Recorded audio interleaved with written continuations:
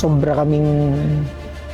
kaming dignity, integrity sa operation. May bagong product kami. Yung totoong product, bakit din ako nandito? People grooming na kami. Kumbaga, gumagawa kami tao ngayon. We are about to create the warriors na.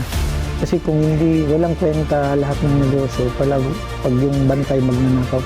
Correct, sir. Malaking factor talaga. So, walang kwenta dahil pag nakatalikod ka, higop ka.